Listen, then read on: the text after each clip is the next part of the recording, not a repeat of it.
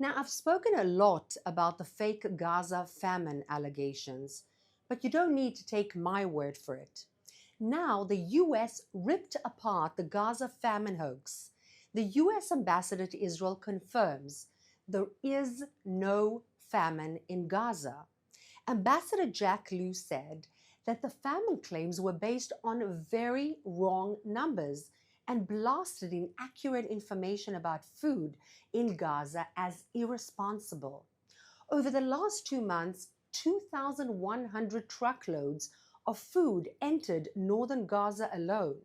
Over the last 2 months, over 100,000 tons of food aid entered the Gaza Strip. 800 aid trucks are still awaiting collection by the UN on the Gaza side of the crossing.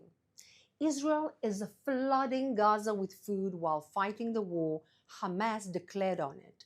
Just to clarify how unprecedented that is, imagine that the Russians would be providing the Ukrainians with food and medicine while at war with them.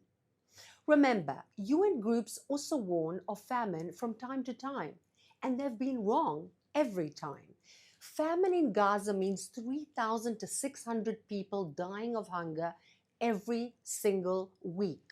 Not even Hamas claims that that is happening. Gazans, in fact, get more food now than before the Hamas October 7th massacre. Gazans receive more calories per capita, over 3,000 that is, than Norway, Switzerland, or the UK. There is no famine in Gaza, and there never was a famine in Gaza.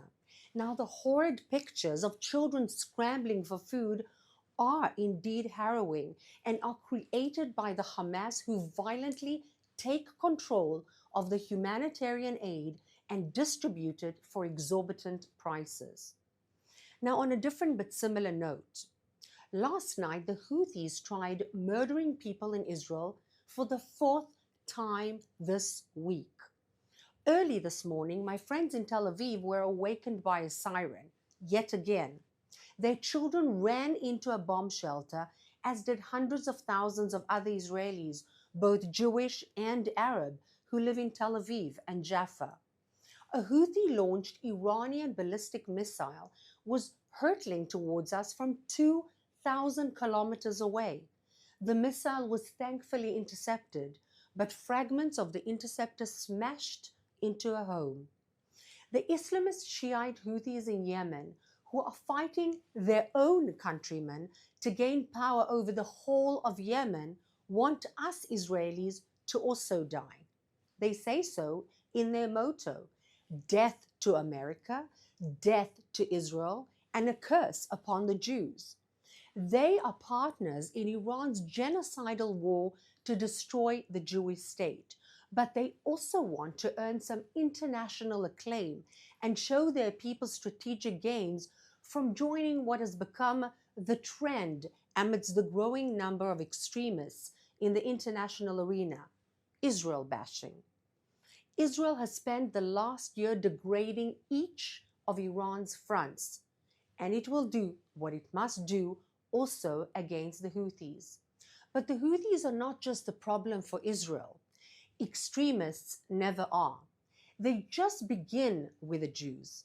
The Houthis are a stick in the wheels of the world's economic and international shipping.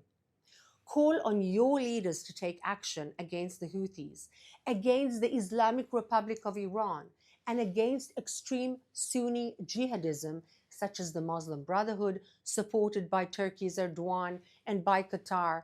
Such groups revere death and destruction and are to the detriment of the West.